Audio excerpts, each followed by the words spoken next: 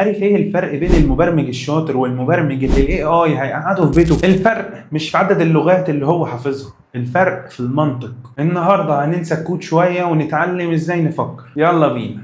علشان تبرمج لازم تفهم ان الكمبيوتر ده كائن غبي جدا. لو جبت روبوت وقلت له اعمل لي سندوتش مربى ووقفت، الروبوت هيحط برطمان المربى فوق كيس العيش المقفول ويقول لك اتفضل. هو ما عملش حاجه غلط، هو نفذ كلامك بالحرف. انت اللي نسيت تقول له افتح الكيس وطلع منه العيش وافتح برطمان المربى وحط حتة مربى في العيش وبعدين اقفل العيش وهاتهولي. البرمجة هي انك تفكك اي فعل كبير لخطوات صغيرة، وده اللي بنسميه الخوارزميات، الالجوريثم. طيب ازاي بنحول الخطوات دي لسيستم كامل زي اللي بنشوفه في حياتنا؟ فكر في مكنة الاي تي ام كده. المكنة بتطلب منك الباسورد ودي اسمها المدخلات، وبعدين هي بتشوف اذا كان الباسورد ده صح ولا لا، وده هو المنطق. لو طلبت تعمل عملية سحب، المكنة هتاخد المبلغ اللي انت هتدخله وهتطرحه من رصيدك وتشوف الباقي من رصيدك ده اكبر من صفر. لو اكبر من صفر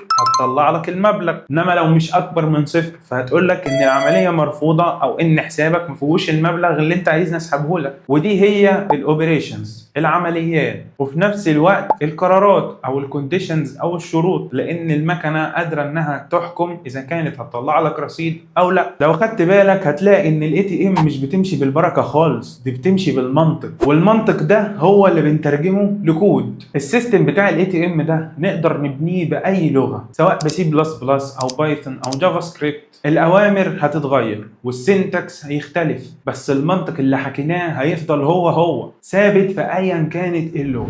الاي اي بارع جدا في انه يكتب السينتكس، بس لو انت مش فاهم في دماغك منطق الاي تي ام مش هتعرف تطلب منه يكتب لك الكود الصح. علشان كده احنا في السلسلة دي هنبني مهندس مش كاتب اكواد. في الدرس الجاي هنبدأ اول خطوة عملية وهنشوف ازاي الكمبيوتر بيخزن البيانات في المتغيرات. لو فهمت الفرق بين المثالين سندوتش المربى ومكانة الاي تي ام فاكتب لي في الكومنتات فاهم. وخليك فاكر انا عبد العظيم ومش هضيع وقت المبتدئين. سلام.